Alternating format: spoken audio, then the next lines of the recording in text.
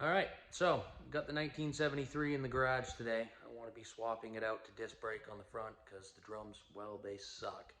And figured I'd make a video because I don't see a whole lot of people doing it, and kind of give you the how-tos on what you're going to need to convert that to disc brake.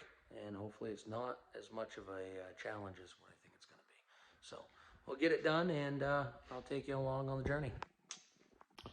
All right, so to get started, got a 1978, 79 Bronco front end. Going to be using the outer spindles and knuckles and everything pretty much from there out to be able to put onto this and put the discs on it. So what you're going to need is 78, 79 knuckles, spindles. I chose to go with pretty much all new because, well, I rely heavily on this truck.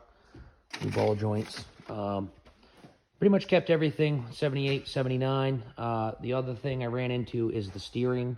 What you guys are going to find is that the steering knuckles, the tie rod ends for the 73 to 75, I think, are going to be running a smaller diameter for the drum brakes on the knuckles.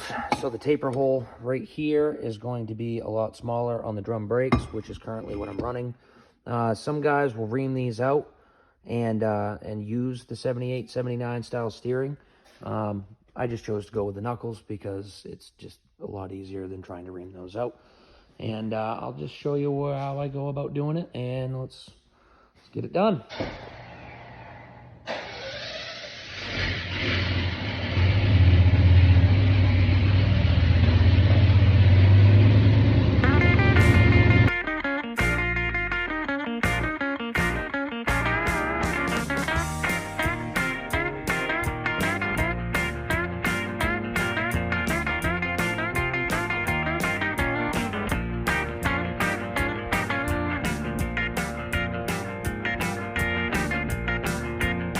All right, so finally got both sides wrapped up. Still working on plumbing everything in. So, like I said, you guys are going to run into a problem where there's no spot to put a bracket, just because there's no mounting plate on this style axle. I welded it, plug welded it on that side, same with here. Brake lines fit, a little bit funky. So what you guys are going to run into is that these frames on the later models are a C-channel frame. It's open, it's got a bracket that bolts into. This style here is a boxed in frame up through. So I ended up just putting a bolt in one of the open holes, mount that proportioning valve. Normally this would go up through the frame rail and then up into that proportioning valve, where this isn't a C-channel frame, you're running into a box. I'm gonna put it, that is front going out, front going in, rear going in, rear going out. So I got to plumb up the rest of my brake lines, which I kind of forgot to mention that one thing you guys are going to have to get is later model booster and master cylinder. And so that's the next quest, to put those on and get that plumbed in. All right, so I made it back home safe and sound.